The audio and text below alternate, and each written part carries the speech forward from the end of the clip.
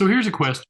Since those first plantings, and you've been witness to all of this, to where Henry of Pelham is today, what have been the most significant milestones for you along that time frame? Well, I think for sure the advent of the VQA, the rules, the industry focusing around the quality parameters that we wrote for that was a major, and that's in the late 80s, early 90s, where that was the beginning. I think that was a major goalpost. I think there's some time thereafter we had extensive conversations with the LCBO about creating a VQA section in the LCBO. That was a huge goalpost for me, because then we could start to communicate with the consumer that, hey, there's something really different going on in Niagara, and you should listen. Don't think about this in the same way that you think of, Ontario wines. And so those, to me, are the two. I think viticulturally, we started winning some awards around the world in the 90s. Yeah, so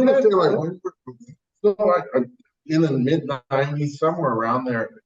Yeah, on the international scale, I'm like, okay, wait a minute. It's not just like all of us in an echo chamber talking to each other. Yeah, at some point when we really got our confidence that our wines, our vineyard, viticulture, our winemaking, our wines are comparable, competitive, comparable, on par with anything globally, internationally. Okay, there's that confidence. I don't know exactly when that confidence came. I mean, some little milestones. I think our sparkling wine program started back in. We took early runs at it through the 90s, but we got really going with it in 1999. But in that case, we went and hired a winemaker from Champagne to come, and our winemakers went and visited with him. We interviewed with him, and he came here. But him coming here, looking at our vineyards a couple of points through the season, and this winemaker was part of what chose him as our consultant. As he'd done work in England, actually, with some of the early wine, sparkling wine there, but also in Chile, and so he had an international view of things. And I looked at our vineyards, and was like, yeah, these are amazing. Wow, yeah, this program's going to work. This fruit's going to be phenomenal. Just got to make sure we, pick at the proper time and ferment. We can figure those things out. But you got that confidence, and then traveling. You travel to these regions, and like, yeah, we're there.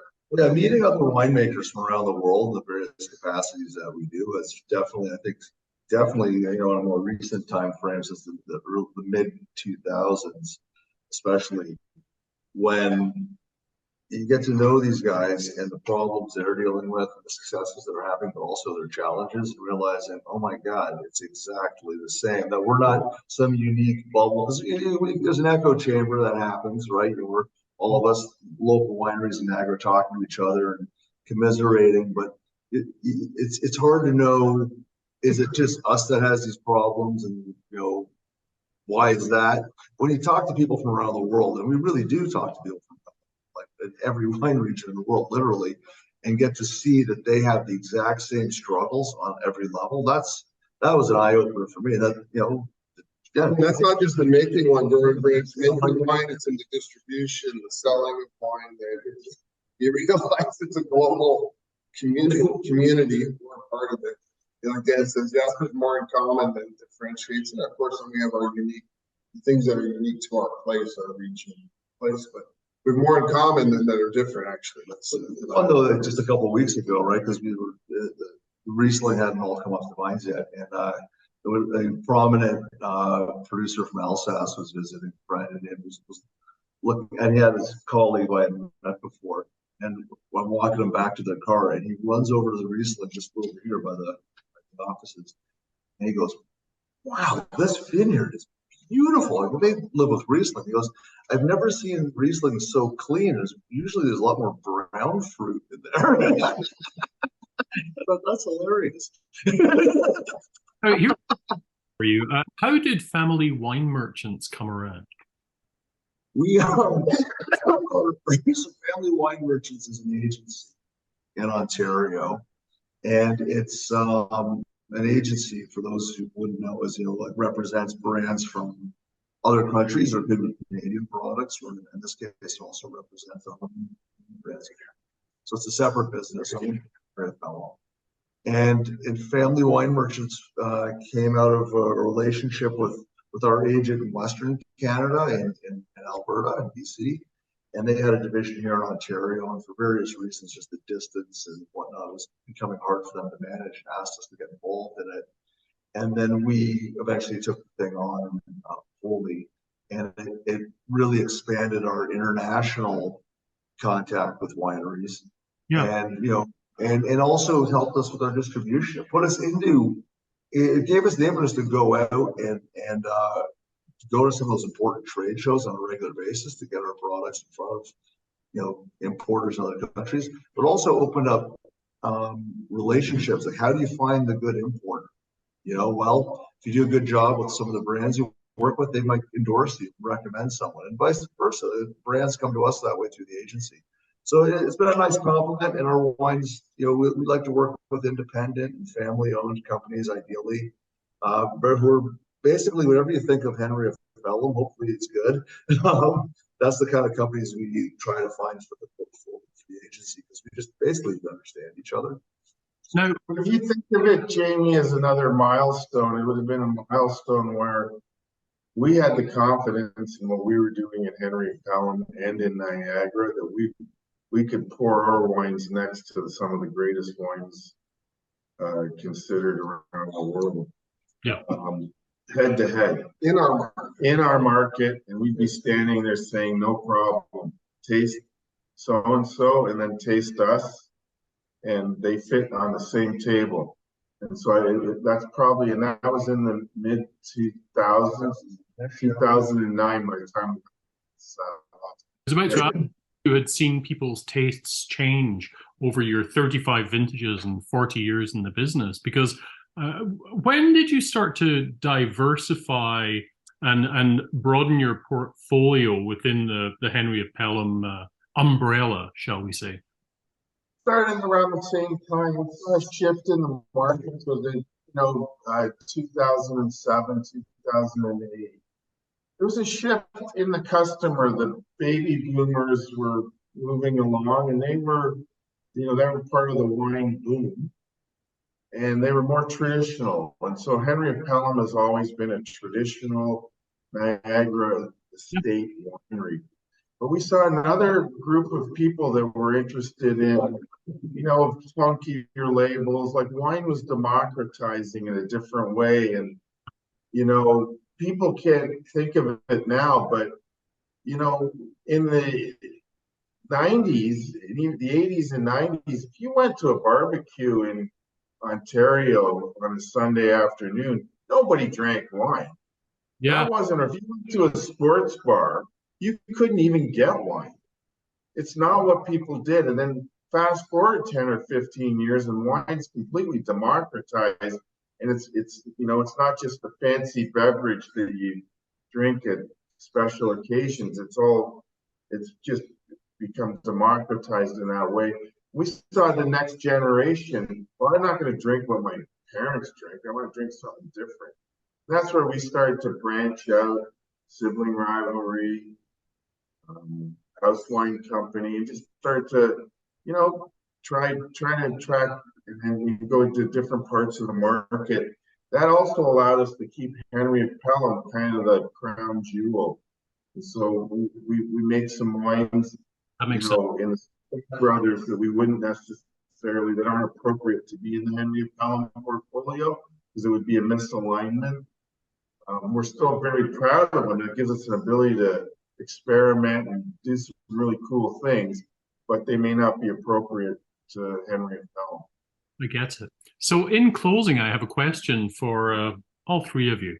I'd like you to tell me your favorite everyday wine from Henry of Pelham, something you drink all the time, and probably your favorite wine from the winery ever. We'll start with you, Matthew.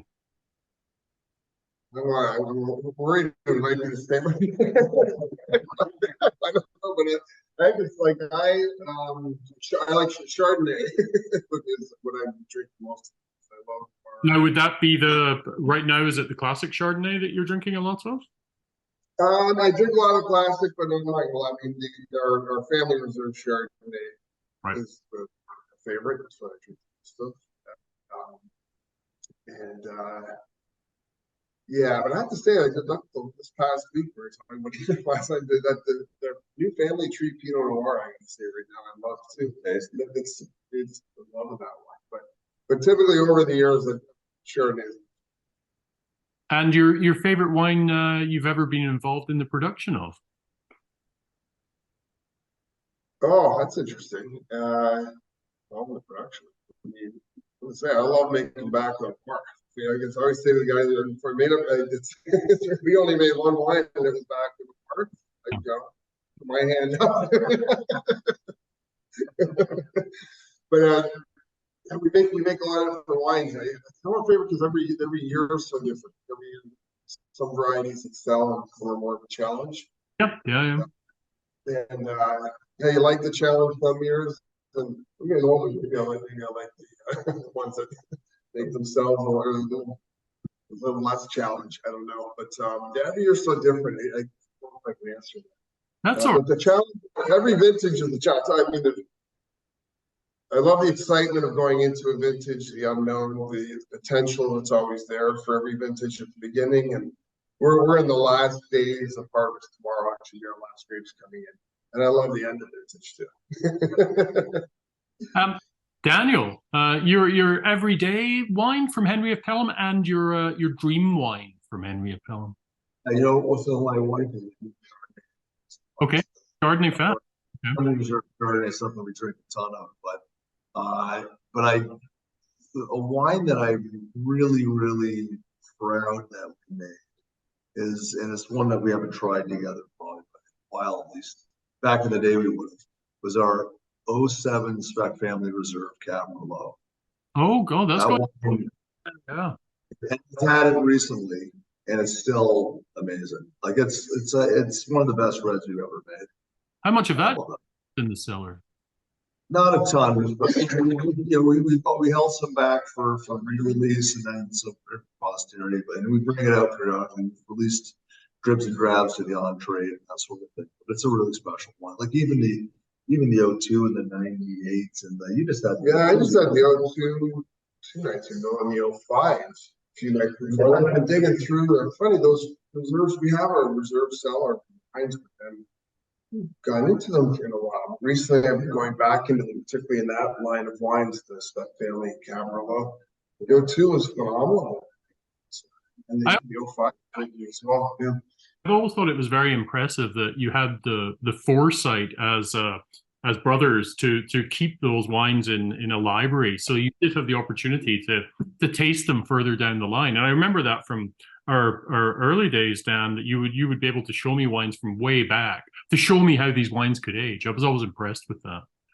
We felt good to let people know and want to sell them as small verticals on wine lists and that to again bring our customer over. I think that's how we built the classic.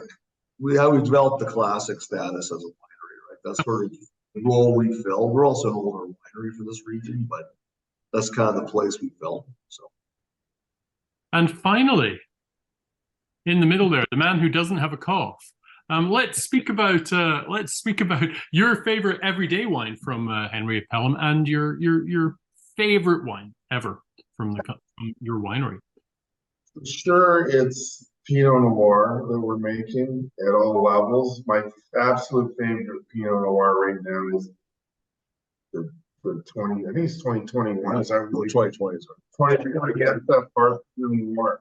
Yeah, that's what I'm drinking the most. But I love our estate, our classic, and the family tree. I just in love with Niagara Pinot Noirs right now. I really love what we're doing with ours.